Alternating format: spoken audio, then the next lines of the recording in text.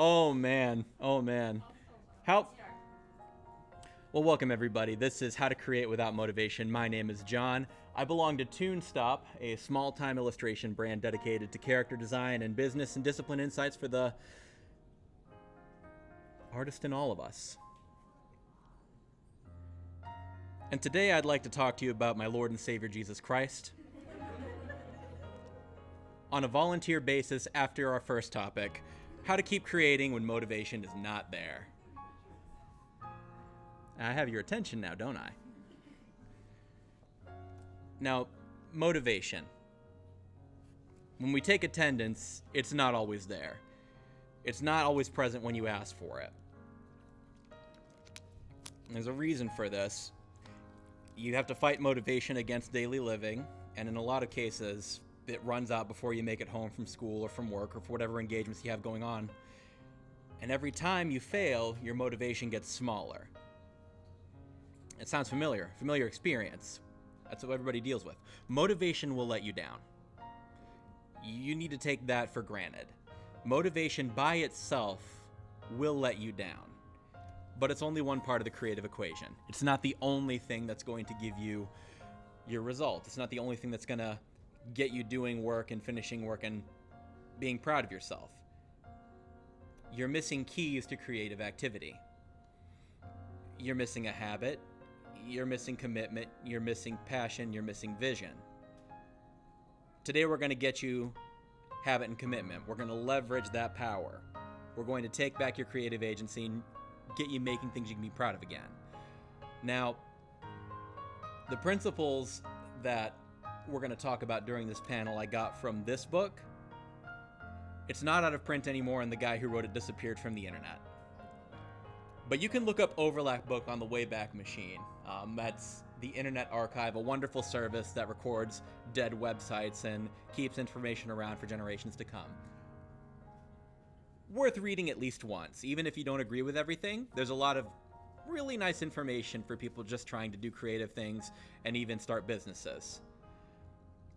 Our focus will be to make a plan, commit to your plan, and grow a habit from that plan.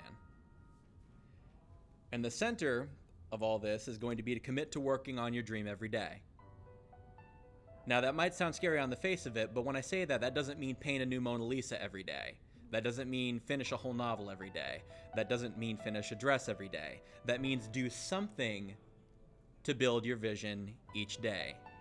Something, anything, whether it's homework, whether it's exercise, whether it's asking good questions, which we'll have space for at the end of the panel. Appreciate you.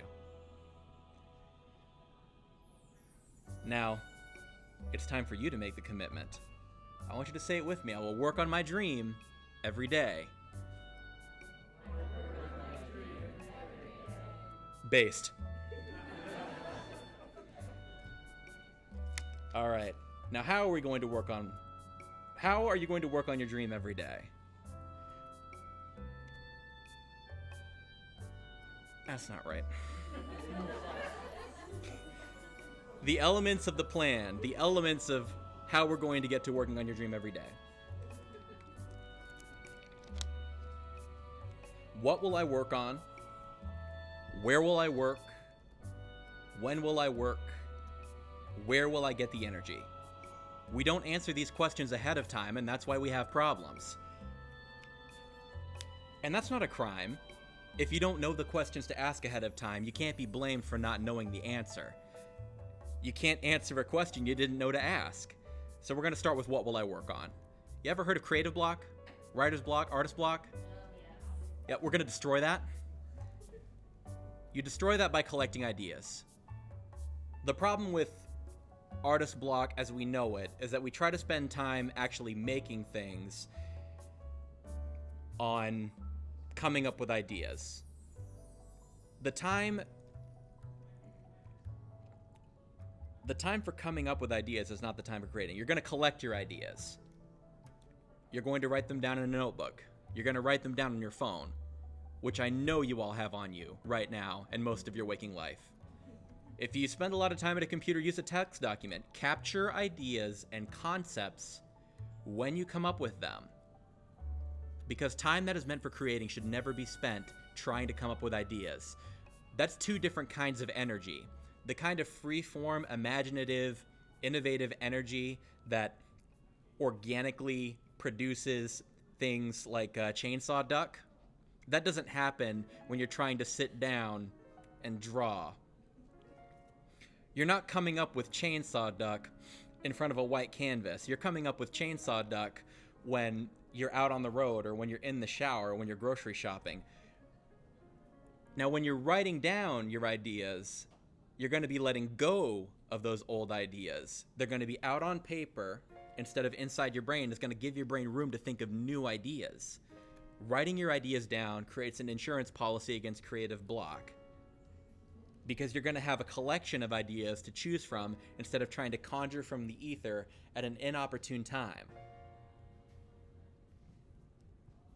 You're giving your brain more room to be creative by getting those ideas out and making them available to choose from when it's time to work. That's it. This is how you kill creative block. This is how you put a stop to it forever.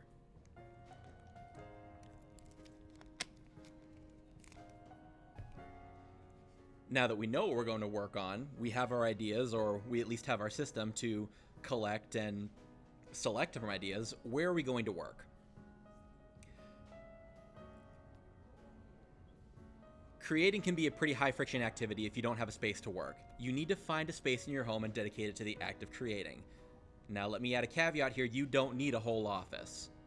I happen to have a whole office, but that's as a result of a few years of effort and kind of dumb luck at the right time, knowing the current housing market even for people who rent.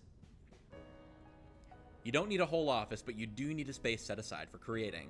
So if you can spare a section of your table, if you can spare a corner of your living room, your dining room, a corner of your bedroom, set that space aside, get a table there, get your supplies there, have it set up to be able to create anytime. Just sit down, pull up, and get going. Now, if you share a space with a family, communicate with them about your dream and try to arrange a space so that your thing, you can work on your thing. Just the same way that, you as a decent human being want to help other people do their thing and make their dreams come true. Other sane human beings are going to help each other with stuff they care about. If you don't live with sane human beings, move. Leave. Evacuate. Emigrate.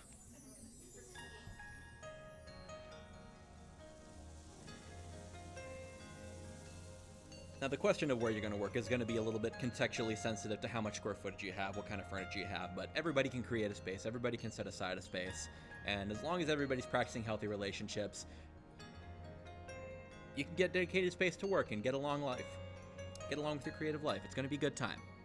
Now, we know what we'll work on, we know where we're going to work. Now we need to figure out when we're going to work. Is that your calendar? Okay. Yeah, if that's your calendar, there's a problem. That's not how human beings are meant to function. It's simply not. If this is the state and density of your day-to-day life, it's time to evaluate your commitments. It's time to figure out, what am I spending time on that I want to spend time on? What am I spending time on that maybe I shouldn't be spending time on, so you can cut that out? What are some things that are perfectly fine to spend time on, but it's not the right season of your life to spend time on it? Get those out of the way, and then choose a good time to create. Make that time happen over and over. Choose a good time, make it happen over and over. We make space for people in our lives, we make space for appointments, we make space for the gym, grocery shopping, our favorite shows. We can make space for creative work. Now, like I said, or I may not have said, I can't remember, but this may not be the right season of your life. You might be in a stage of your life where the ability to set a repeating space of creative time is a few years off. Maybe you have to get out of school, maybe you have to get out of debt, maybe you're raising some kids and they're just not ready to be independent yet. The nice thing is, in most of the world, people live pretty ripe old lives. So there's a good amount of space to decompress and arrange things based on those blocks. Now, in the correct season, once we have set the correct time and committed to it, when you do sit down to work, set a timer. Set a timer and silence your phone or put it away if you have to. Emergencies do happen, but the statistical likelihood of an emergency happening to you is pretty low. And if someone really needs to get a hold of you, they still can, even if your phone is silenced or put away. They'll figure out a way if it's important. Now, when your timer is set, do nothing but your art while that timer is going. The act of setting that timer helps you set your brain in a certain cognitive mode, much in the same way that entering the kitchen to prepare a meal or entering the bathroom to perform your cleansing rituals or going to work. Your brain changes when you set a timer and set yourself into a certain space. Your brain gives you your focus. Your brain gives you the dedication once you've made it that space and that time to have it. You make time for the things that are important to you. Is your art important? And you don't have to answer that out loud, but answer it to yourself. Now we know what we'll work on. We know where we're going to work. We know when we're going to work. Now we got to figure out, where will I get the energy? And we're dealing with reality here. Energy is not infinite. We're going to be at home with that reality. Energy is not infinite. School and work require energy. And if you are out of energy after work or after school, see if you can find a way to do your creative work before work or before school, which might take some pretty sustained effort on your part, but it is possible. It's possible for most people. If something is important, it should get first priority. Do not let the outside world rob you of opportunity. The outside world does not have the right to take everything from you. We have responsibilities to deal with as adults, as human beings, as members of society, but we still have freedom and agency, at least in the part of the world we live in. So let's exercise it. And if you are out of energy, we're talking about in terms of more of a chronic, long-term issue, that's okay. Human beings do need rest. We aren't meant to be on 24/7. That's simply a fact of life. Give yourself rest. Give yourself measured, intentional rest to recover to the point of being able to create and to work again. You don't need to overwork yourself into hating something that you love. So what now? Well, we have a plan. We know when we're going to work. We know where. We know what we're going to work on. And we have a better idea of how to allocate our energy and make space for a creative life. So now we execute our plan. We define our success with a simple goal. In this case, I will sit down at my desk at 7 p.m. and draw for 1 hour. Because most people can find a 1 hour or a half hour of dedicated space to work on something and then work on it. You'd be surprised what you can do with just a little bit of sustained, consistent effort. 30 minutes a day, over the course of that 5 days, that's 2.5 hours of effort. That 2.5 hours of effort is always better than zero. Once you've done it today, do it again tomorrow. And repeat it until it becomes habit. That small incremental investment becomes larger over time. That small incremental investment becomes finished paintings. It becomes complete novels. It becomes finished costumes. It becomes a body of work that we can be proud of and share with our friends, share with the people we want to lead and teach, enter it into contests. bring it out into the world and try to get maybe into doing our creative work for a living. You'll program yourself for success through developing habits, through making space, through making commitments, through giving yourself systems and time to do the work with just a little bit of forward intentionality. And now this is my favorite part of the show, where we get to let you ask questions and give feedback to each other on how to have a vibrant creative life.